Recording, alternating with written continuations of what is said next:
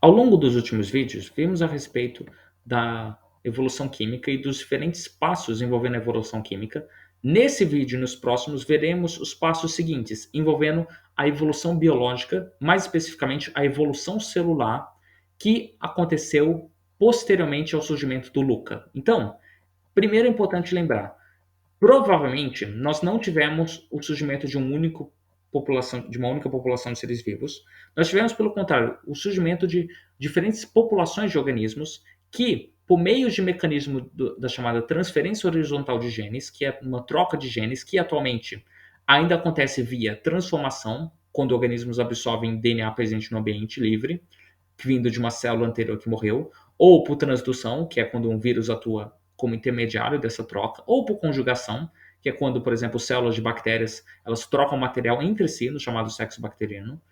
Por conta desses diferentes mecanismos, a gente tem hoje um modelo muito mais complexo de como acontece a evolução, onde populações de organismos teriam trocado constantemente genes à medida que essas populações se dividiriam. Então, ao invés de ter um modelo mais simples de troca, ou melhor, de divisão de populações num padrão de árvore típico, nós temos um padrão de arbusto com bastante trocas de material genético entre as populações. E por conta disso, a gente suspeita que na origem da vida nós tivemos provavelmente não uma, mas múltiplas populações de organismos e com essas trocas de material genético delas, eventualmente uma população específica acabou dando origem aos diferentes grupos de seres vivos atuais.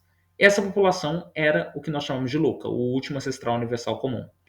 Ah, Acontece que, desde a formação do Luca, os modelos mais atuais de classificação dos seres vivos colocam que houveram uma divergência em dois grandes grupos, dois grandes domínios: o domínio das bactérias e o domínio das arqueias, incluindo os eucariotas. Em sistemas de classificação anteriores, os eucariotas eram classificados como um terceiro domínio, mas hoje a defesa atual, o consenso atual, é de que os seres vivos são classificados em dois domínios, um sistema de dois domínios. Então, bactérias e as arqueias, com os eucariotas, incluindo nós humanos, que nós somos eucariotas, sendo parte do grupo das arqueias. E vamos ver quais são as evidências disso também nesse vídeo.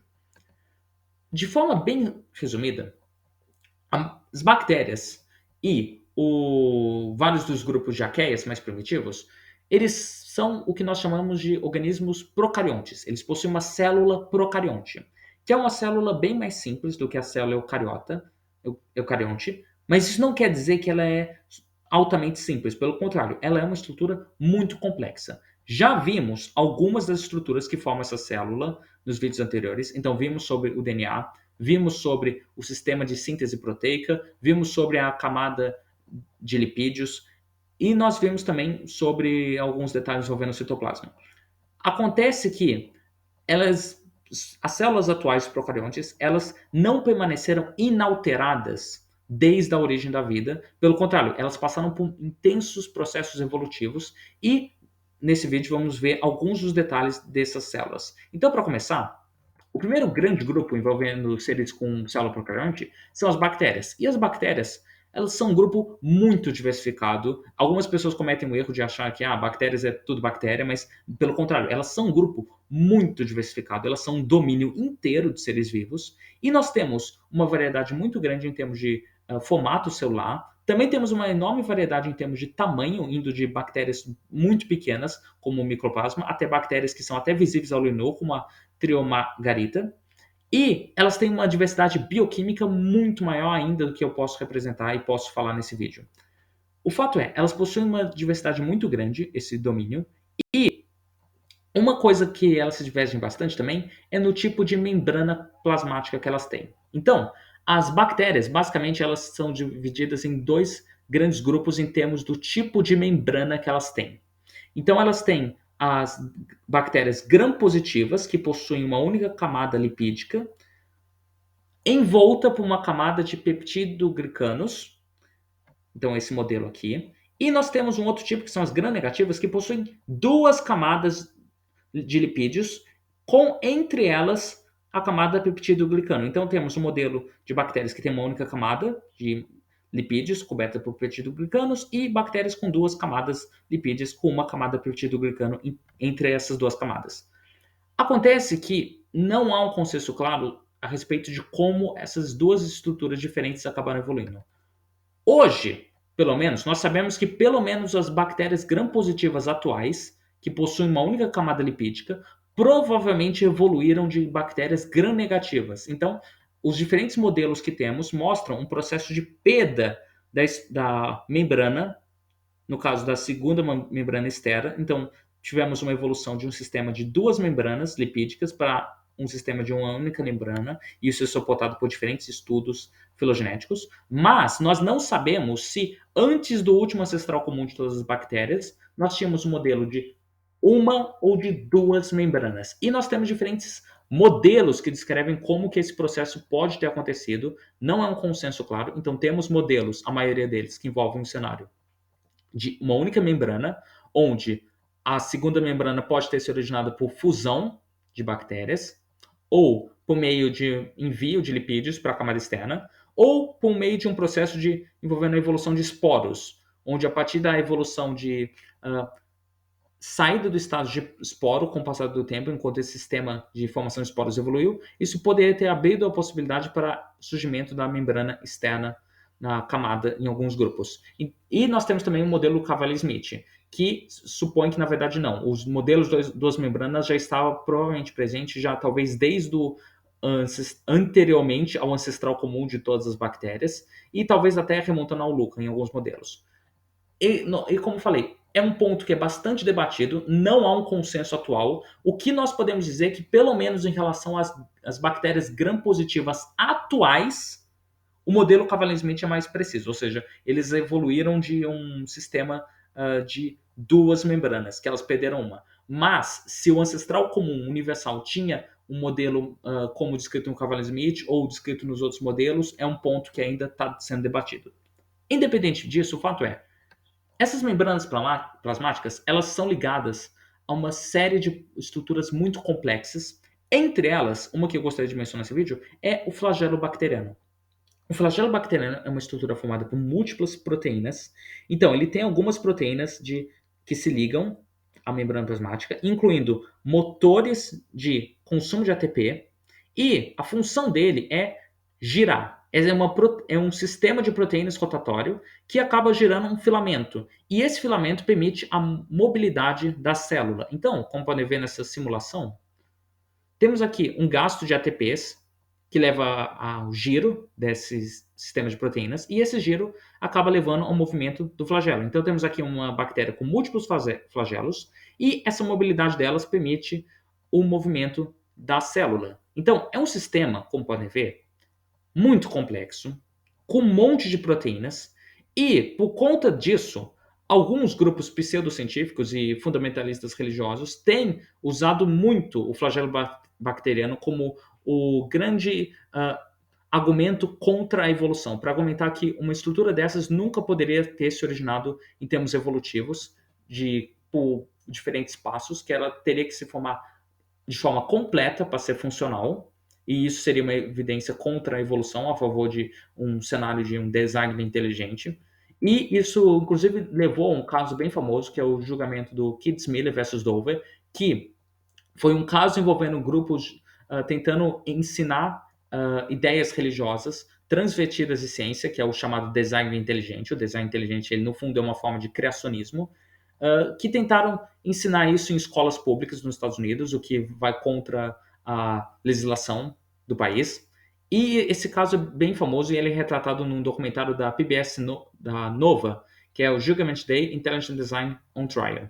É um documentário muito bom e eu recomendo para quem tiver interesse. E o que eles demonstraram nesse documentário, entre outras coisas, é que muitas das evidências supostas do design inteligente são fraudes, incluindo a ideia de que o flagelo bacteriano não poderia evoluir. Porque, na verdade, nós sabemos que ele provavelmente evoluiu de fato, porque nós temos várias estruturas dele homólogas a outras proteínas. Então, algumas estruturas do flagelo bacteriano são homólogas a estruturas de poros. Então, provavelmente o que nós tivemos foi uma evolução de diferentes estruturas que eventualmente foram exadaptadas, que é quando estruturas surgem para cumprir uma função e eventualmente mudam de função, e foram agrupadas para cumprir uma função nova, diferente. Então, em particular, o principal modelo que temos é que algumas das estruturas do flagelo podem ter evoluído inicialmente para permitir passagem de proteínas e de outros compostos da célula pela membrana plasmática. Então, evoluindo a partir de um sistema de poros, agrupado a um sistema de produção de ATP, que pode ter levado à formação de talvez algum sistema de poro mais complexo, para a passagem de vários compostos diferentes, e com o passar do tempo, isso pode, junto com outros sistemas de ligação, talvez sensorial, ou de ligação em paredes, em superfícies, alguns desses filamentos podem ter sido eventualmente cooptados para mobilidade ao se ligarem a esse sistema de poros, dando origem a um sistema de flagelo. E mesmo os sistemas atuais de flagelo, como podem ver nessa filogenia, mostrando o parentesco evolutivo de diferentes flagelos, essas são diferentes fotos de diferentes flagelos, nós temos um processo mesmo evolutivo dos diferentes grupos. Então, o flagelo ele também não é uma estrutura que permaneceu inalterada desde o surgimento dele. Pelo contrário, nós tivemos uma diversidade bastante grande e, ao que parece, essa evolução aqui, é importante salientar, ela não é uma coisa linear. Pelo contrário, algumas estruturas de flagelo podem também ter evoluído para deixarem de ser flagelos. Então, por exemplo, nós temos uma estrutura que é o sistema de secreção tipo 3, como vocês podem ver aqui, você tem vários desses sistemas separados de salmonela, e ela é presente em vários grupos de bactérias, incluindo a Yersinia pestis, a bactéria da peste bubônica, e ele é um sistema de secreção que essas bactérias usam para inserir compostos tóxicos em células hospedeiras. Então, alguns desses sistemas podem ter evoluído posteriormente a partir da estrutura do flagelo. Hoje o consenso está mais claro de que essa estrutura evoluiu do flagelo e não o contrário, talvez. Mas o fato é, nós temos esses sistemas homólogos. Então não é uma estrutura completamente irredutível que se você tirar uma parte, o todo não funciona. Pelo contrário, a estrutura tem várias proteínas que podem cumprir diferentes funções. E não só isso, em termos de diversidade de tipos de flagelo, nós temos, como vimos no vídeo anterior, vários grupos de bactérias que possuem múltiplos flagelos e temos aqui algumas populações que possuem apenas um tipo ou tipos opostos e essa posição e número de flagelos tem um impacto na mobilidade. E nós temos também um grupo que são as bactérias espiroquetas, que elas têm um flagelo interno, chamado flagelo periplasmático, que é um flagelo que se liga à membrana mais interna deles, como podem ver aqui no modelo, e ele se enrola na célula do organismo. Isso permite uma mobilidade muito mais diferente. Então essas bactérias elas se movem mais como se fosse um parafuso no ambiente. Então há uma diversidade muito grande dessas estruturas. Nós não estamos lidando com uma estrutura irredutível que tem que ter um formato específico para funcionar. Pelo contrário, estamos falando de uma estrutura que evoluiu por vários passos e que também, desde o seu surgimento, tem modificado bastante.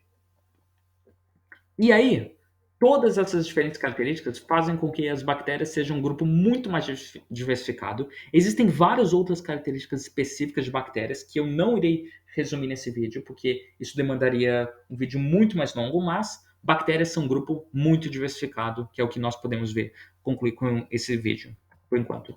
E, focando no outro grande domínio, que são as arqueias, elas superficialmente parecem bactérias, e muitas delas também têm células procariontes, mas elas são muito diferentes das bactérias típicas. Em particular, algumas das diferenças incluem a presença de um tipo de lipídio diferente na membrana, e veremos isso também nesse vídeo.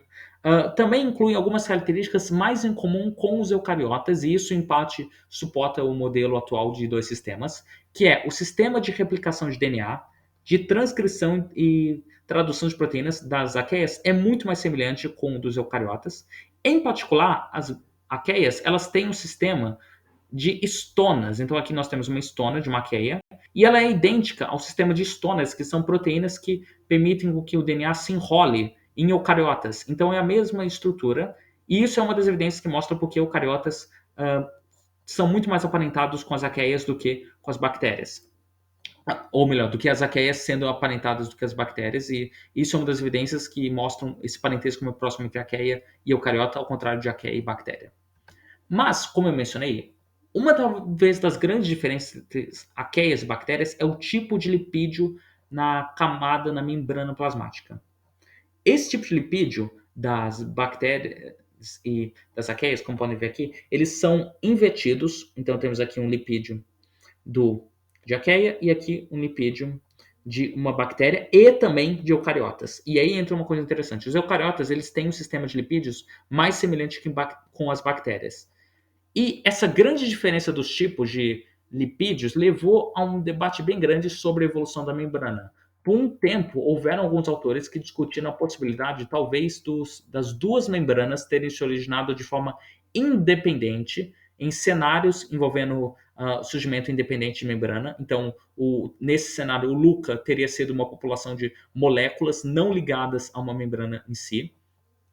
E basicamente, então, cada um dos grupos teria evoluído membranas diferentes. O problema desse modelo é que ele não explica completamente a situação dos eucariotas, porque os eucariotas eles teriam uma membrana muito mais semelhante às bactérias do que às arqueias, e cenários envolvendo ausência de membrana, como por exemplo descrito aqui no modelo C, envolvendo o surgimento independente de membrana nos três grupos, é muito, digamos, é um modelo complexo demais, ele tem uma série de problemas. Então, isso levou à formação de um modelo mais plausível, atual, e que é mais consensual por enquanto, que é o modelo de presença dos dois tipos de lipídios no ancestral comum. Então, o ancestral comum de bactérias e arqueias teria uma membrana plasmática, e ele teria os dois tipos de lipídio. E o que acontece é que nas bactérias houve a perda de um desses grupos de lipídios, nas arqueias houve a perda de um outro tipo e nos eucariotas houve eventual perda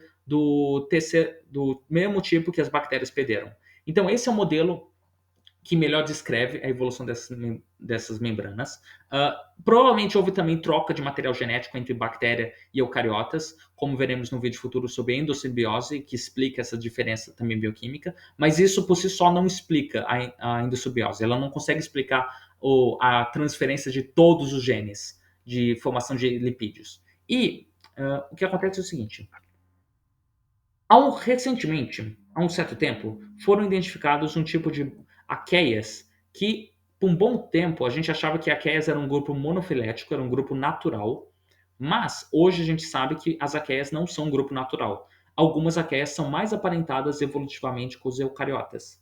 E essas bactérias que foram descobertas são as chamadas bactérias asgardianas.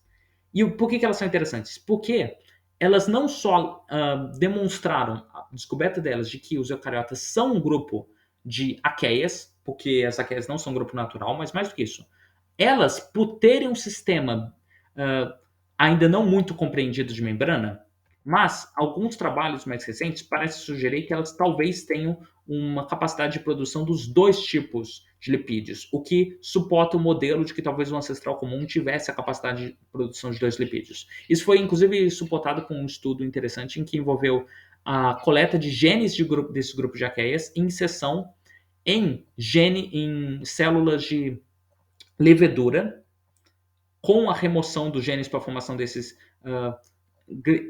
gliceróis dos lipídios na levedura, e foi notado que mesmo com a remoção dos genes, ela produzia ainda o tipo típico em eucariotas de glicerol. Então isso é um indicativo de que provavelmente o ancestral isso é um indicativo de que provavelmente as arqueias asgardianas têm capacidade de produção dos dois tipos de lipídios, e é um indicativo de que talvez, suportando o cenário de que o ancestral comum tinha uma membrana mista, híbrida. E acontece que, com base em todas essas observações, hoje nós concluímos que os eucariotas eles não são um domínio próprio de seres vivos. Eles são um grupo de arqueias. Eles são um grupo que faz parte de uma diversificação mais recente de arqueias e, de forma bem resumida, os eucariotas eles são organismos bastante complexos. Eles são, então, os tipos mais complexos de arqueias, e entre os eucariotas atuais incluem protozoários, algas, fungos, plantas e animais, como nós. Acontece que a célula dos eucariotas ela é bastante complexa. Ela tem várias organelas distintas que servem para uma série de funções. E eu não irei falar nesse vídeo detalhes sobre essas organelas, porque isso demandaria uma extensão muito grande, mas de forma resumida, muitas dessas organelas possuem funções metabólicas e funções em termos de armazenamento de compostos. E também nós temos o famoso carioteca, que é a membrana que cobre o material genético, que forma o núcleo nesses organismos. Daí dá o nome do grupo. Acontece que, como essas estruturas evoluíram, é bastante debatido.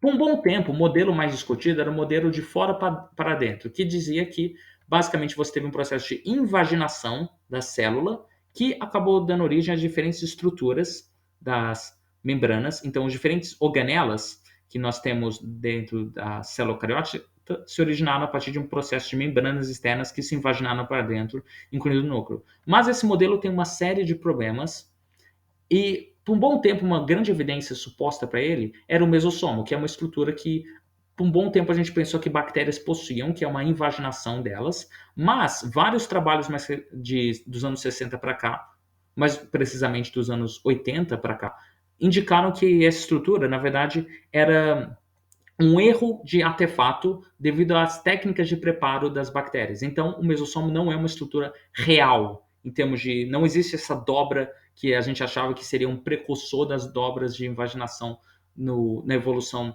das bactérias, melhor, da evolução das organelas dos eucariotas. Em contraste, o modelo mais discutido hoje tem sido o modelo de dentro para fora. Ou seja, ao invés de termos um modelo de fora para dentro, nós temos um modelo de dentro para fora. Onde, ao invés de termos invaginações, nós teremos projeções de estruturas que acabariam levando à evolução das grandes variedades de estruturas. E esse modelo é suportado com uma série de estudos, principalmente envolvendo comparação do tamanho do núcleo de células eucariotas, que é muito similar ao tamanho da célula típica de bactérias e de arqueias, e também ao fato da descoberta daquelas arqueias asgardianas. O fato é que muitas delas possuem essas projeções em termos de estrutura delas, e elas têm uma vida simbiótica com alguns grupos de bactérias. E isso é bem interessante, por quê? Porque existem algumas organelas que não são descritas pelo modelo de processo de invaginação ou de ejeção dessas membranas, que são os plastídeos e a mitocôndria. Eles são descritos mais por um sistema de endossimbiose, e nós teremos um vídeo específico sobre como o processo de endossimbiose aconteceu. Mas, de forma resumida, essas estruturas evoluíram de bactérias que passaram a viver de forma simbiótica com os ancestrais de nós eucariotas. E isso é melhor descrito no cenário, como podem ver aqui, com uma arqueia associada com diferentes bactérias.